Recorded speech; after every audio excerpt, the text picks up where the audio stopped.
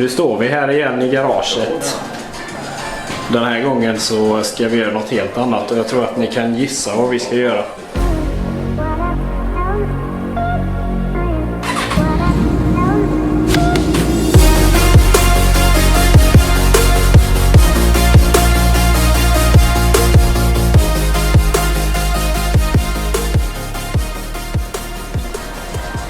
De här delarna som ligger här, de flesta av de här delarna och lite olja och sånt ska slängas på den här. Nu är det dags att göra den till en duro igen. Så ni får hänga med lite steg för steg vad vi ska göra. Ifall ni vill att göra en enduro-konvertering själva någon gång så kan ni följa denna guiden och se hur Paddis gör. I det stora hela så ska hjulen där, motardhjulen, dreven ska bytas, kedjan ska bytas, lite plastdelar ska bytas. De här kommer jag behålla på. Vi ska ta den luftfiltret och rengöra det. Vi ska slänga på lite nya plastdelar också. Det här är en luftburkspanel som ska på den sidan. Se att det är lite slitet där efter alla jävla burper som jag har gjort. Och så har vi en ny luftburkspanel på andra sidan. Sen har vi nya gaffelbensskydd. De också slitits ner lite grann. Och jag vet inte om ni ser det, men motarddäcket där, det ligger och gnager emot så att det är ett stort hål där i. Så det är det stora hela vi ska göra. Det kan hända att vi gör fler saker. Men ja, ni får hänga med och så får ni se hur man gör. Tjo! Vi ska då börja med att ta av bakhjulet det första. Så ska vi lossa på dreven och så ska vi byta kedjan. Även byta framdrev. Ett tips när man sätter på kedjan med kedjelås, det är att sätta kedjelåset åt det hållet så att den inte kan åka den när hjulet roterar. Som vi säger att hjulet roterar så här, vilket det gör. Man vill ha kedjelåset så att den stängda änden är i hjulets riktning. Så att om hjulet driver här så kan den inte åka den. Har man det så är det lätt att det lossnar. Så därför ska man alltid vända det så. Och helst så ska man ha det på insidan också. Om man nu kan det. Då ska vi lossa på länken som håller ihop kedjan. Too many thoughts on my mind, I can't sleep at night, so I just keep writing. I don't need no help, I don't need opinions, so don't waste my time then. I just been living online, my city don't show me no love and that's fine. Fuck local radio stations, I got more plays than all of these rappers combined. Här på baksidan sitter en sån här platta. Bakom dem sitter två O-ringar och så går den igenom här. Sen så ska man ha dit O-ringar på den sidan. Sen en sån platta till. Och sen på det här så ska kedjelåset vara. När man smörjer kedjan så är det viktigt att man har fett på piggarna här och så att O-ringarna är smörjda. Och inuti. Inuti här. För man ska inte bara dra här utan man ska liksom få fettet att vara på insidan där det rör sig mest. Så tar vi den. Tjoff! Då är det ju rätt bra om man har en burk och lägga allt sånt här, för det är jävligt lätt att man tappar bort de här, så att vi ska hitta en burk och lägga de här först. Då har vi våran kedjeburk. Lägger vi alla grejer. 4 stycken O-ringar, ett kedjelås, en platta eller vad får man kalla det. Och länken där. Så, tjoff! Nu ska vi lossa på kedjan i alla fall. I'm losing control but I can't let it go cause I'm trying to get more and I've been in the moment, I've been in the zone and I'm moving alone. I don't pick up the phone when my family call, I've been doing it wrong and I don't know what's happening. Trying to get what I just been imagining. Då kan man lägga kedjan till motardhjulen i en påse, så kan man lägga alla andra drev och sådana grejer i samma påse så att man har koll på grejerna. Då, när vi har lossat på kedjan, så ska vi lossa på framdrevet först. Och för att få loss framdrevet så måste vi lossa på skyddet för kopplingen här och kedjeskyddet, eller vad kallas det. Den är ju skruvad i där, så vi måste ju ta den där.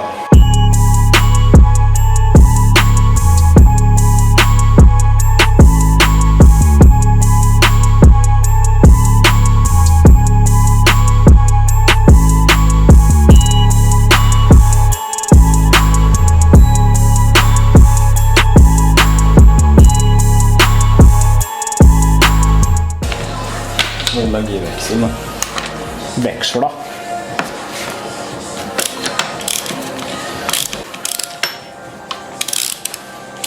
Då ska man alltså ha ett mindre framdrev då. Då byter vi ut drevet som var ett 15-drev mot ett 13-drev, vilket gör att den kommer gå starkare. Eller växlarna kommer bli kortare. Det kan vara bra i skoga.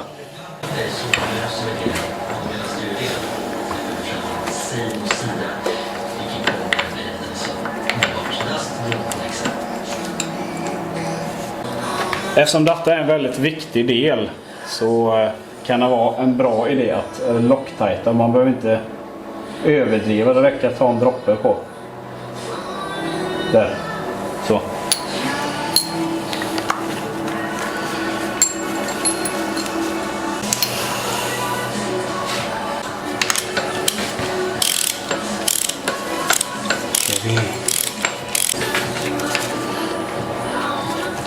Nu ska vi få den motorhjulet här bak.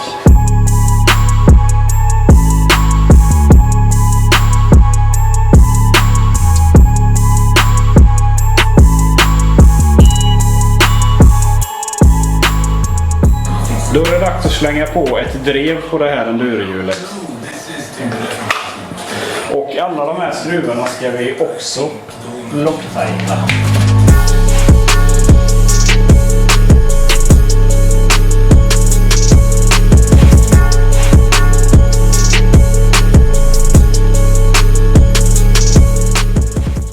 Som ni såg här så drog vi fast dem i en speciell ordning. Vi började med den typ och så körde vi andra sidan och sen så tar man kanske den och så den sidan. Det som kan hända är att det blir typ skevt eller att man drar gängpaj på någonting eller det blir ojämnt tryck.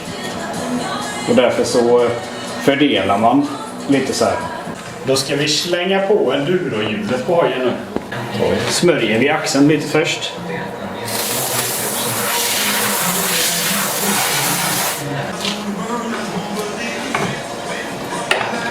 Där någonstans.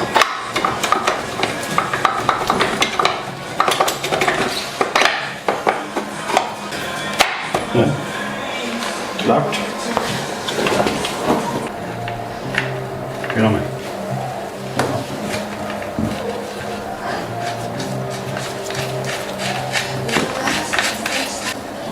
Så. Här har vi alltså kedjan till enduron.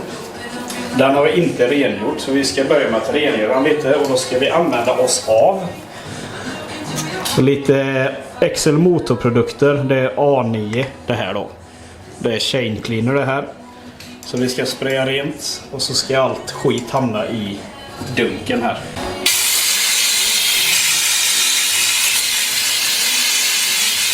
Så ja.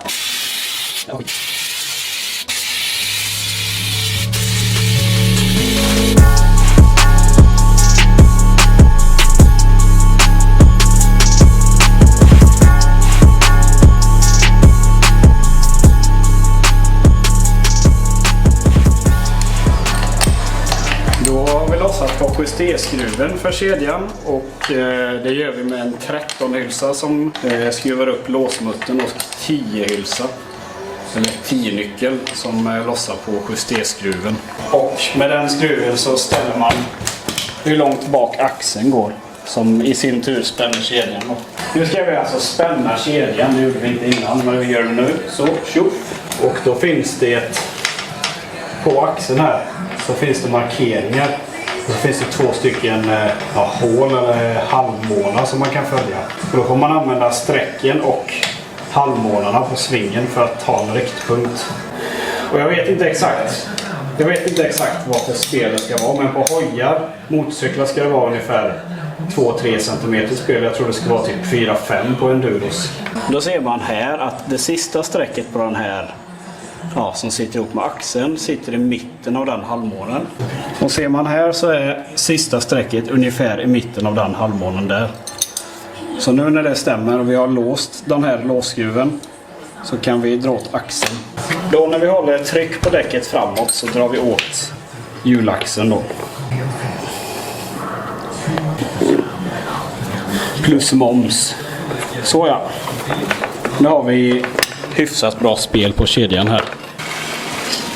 Eftersom XL Motor varit så schyssta och sponsrat mig med A9-produkter, i detta fallet Chain Loop, så ska vi smörja kedjan med den här.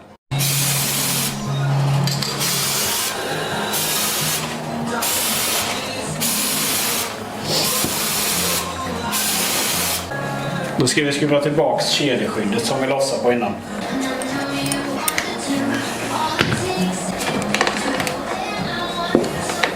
Här har vi då lossat på luftfiltret som ligger där uppe. Det ska vi ta ner till dunken som vi har här. Och vi ska hålla på luftfiltersrengöring för att få bort den gamla oljan. Och sen så ska vi olja om det på nytt.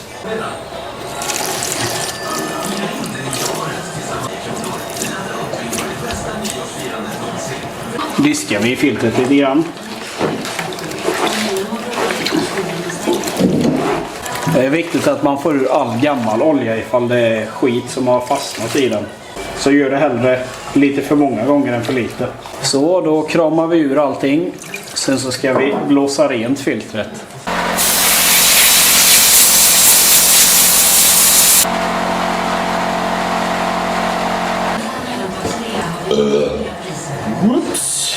Då har vi blåst rent filter, så ska vi lägga på ny luftfilterolja här på.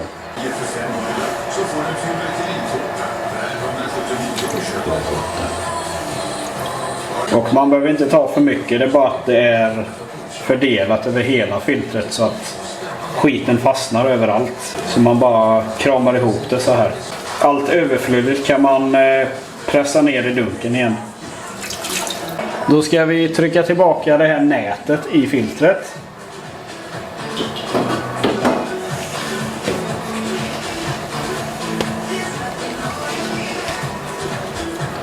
Och så drar vi över filtret på de här piggarna. Eller vad fan det heter.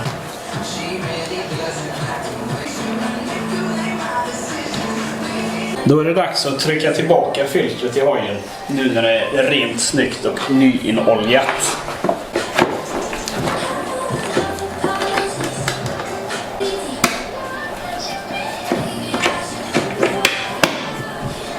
Så ska vi ta den nya.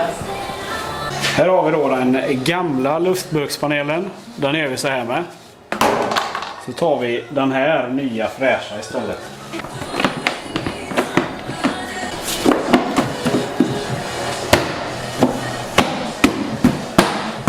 Så ja, jättefint. Nu är det baken, den är färdig, så ska vi lossa på framhjulet. Byta ut mot en durodäck, eller en durohjul. Då ska vi byta ut den här gaffelbensskydden, framskärmen och lyktkåpan.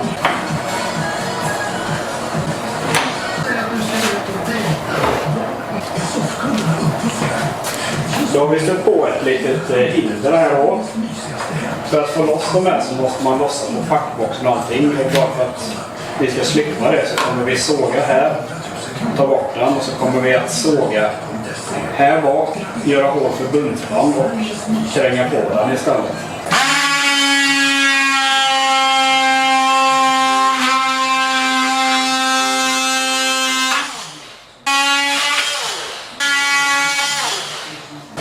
Så gör vi likadant med de nya här då.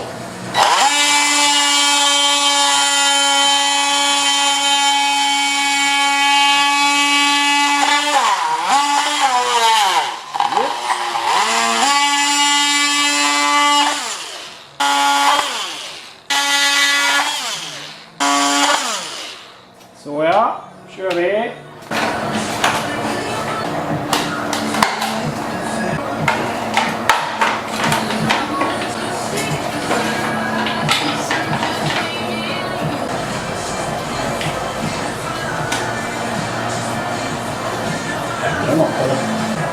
Vad är problemet?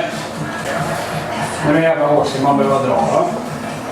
Det händer ju inget jävla fittplast.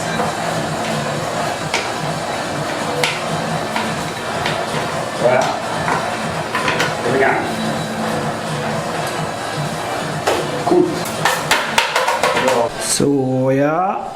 Nya gaffelbensskydd med lite bondlösning fick vi dit dem utan att ta sig hela jävla gaffelbenet här. Nu så ska vi ta loss den här skärmen.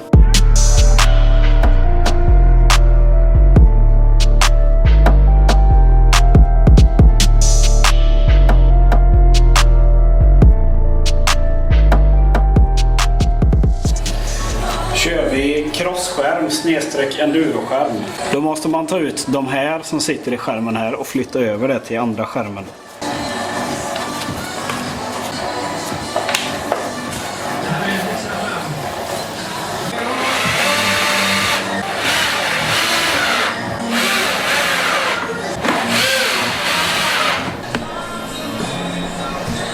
Vad sa du nu? Här blir det in- och utsida. Det är en pil här på. In- och utsida, ja. Och där. Pil där. Lite rosttajt på det. Vi har alltså flyttat över bromsskivan som var fram på supermotardhjulet till endurohjulet nu. Och då tar vi lite rosttajt, eller locktajt med det.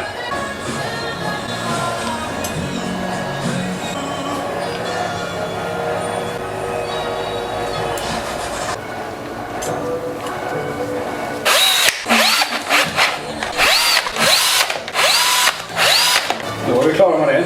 Då kastar vi på endurohjulet nu då. Axlar.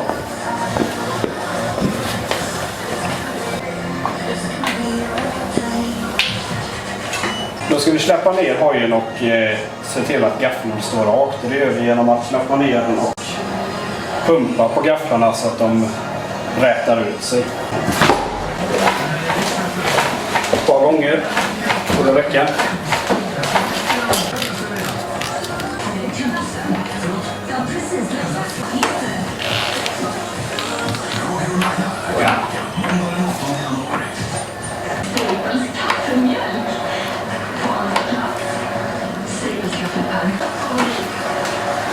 Japp, så här långt har vi kommit än så länge. Endurodäck, eller endurohjul menar jag. Nya gaffelbensskydd. Bytt framskärm. Den lät vi vara kvar för att det kan vara gött att ha lyse.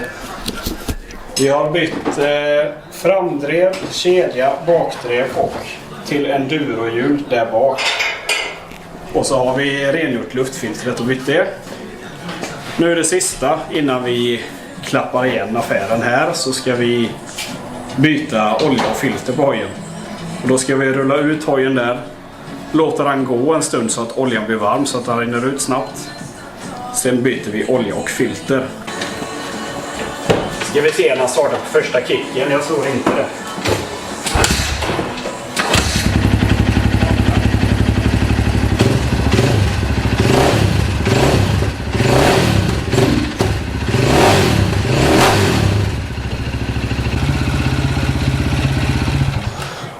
Och då vill jag ännu en gång tacka min sponsor Excel Motor för de har fixat nytt filter och ny olja till hojen. Så tack så mycket. Då ska vi alltså lossa på oljedräneringspluggen nu. Och det kan vara bra om vi har något att tippa skiten i. Vart är det? En sådan. Där. Kör vi. Och Wow. vad svart. Jaha. Då flickar jag in lite här. De här pluggarna som har lite uppsamlingsnät i sig, eller vad fan det heter. Filter, sil, oljesil. Det kan man rengöra med lite chain cleaner här. Inte för att ni ser, men ja. Så ja, tömde vi andra där. Och just på KTM så är det viktigt att man har rätt sil på rätt sida. Kan vi köra lite rengöring på den här också. Man får bort metallfliser om det nu är några. Då får det stå och rinna här så ska vi lossa på oljefiltret nästa. Då sitter alltså oljefiltret bakom den här luckan. Så ska vi skruva den och kassera oljefiltret och så byta ut mot ett sprillans nytt.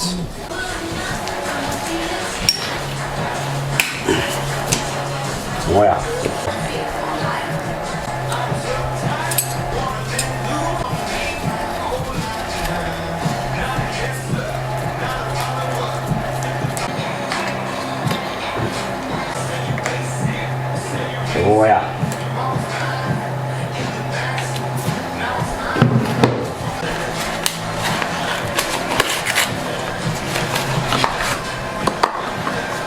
Och då har filtret 2 stycken sidor. En med en gummipackning och en som inte är gummipackning.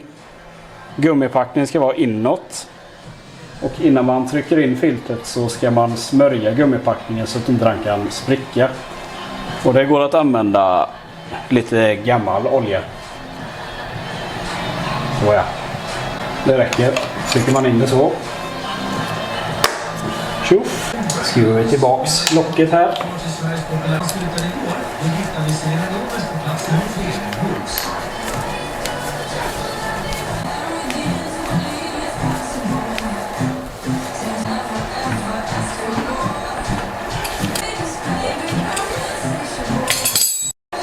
Japp, nu när vi har bytt oljefilter så skruvar vi tillbaka dräneringspluggarna.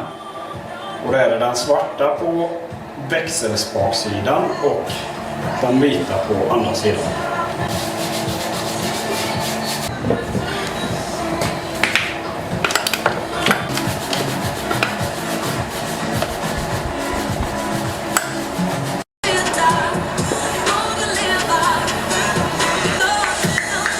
Där har vi 21,6.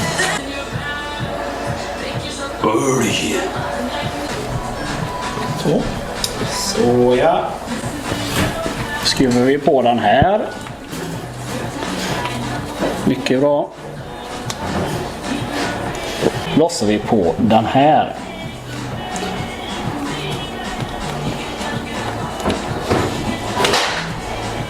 Så ja. 0,9 liter. Tjena.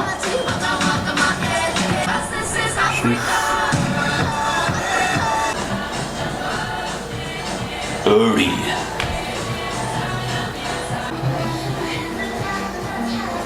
Kanon.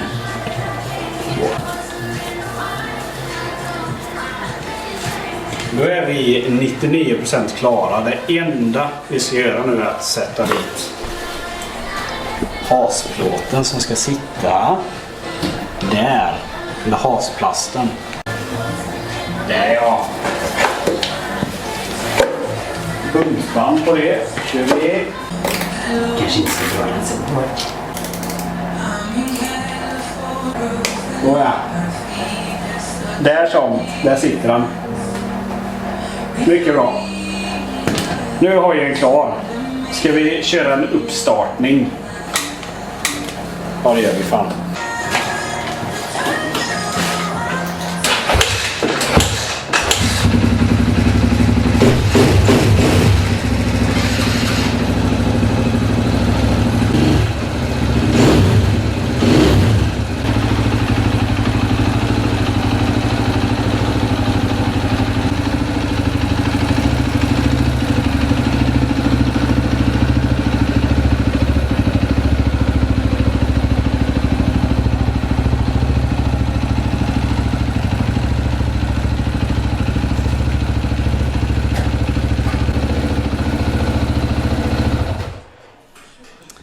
Så ja, det var den enduro-konverteringen det. Nästa gång ni ser den här så är vi ute och kör med den. Och det har ni väntat på. Ni får det gött så ses vi i nästa del.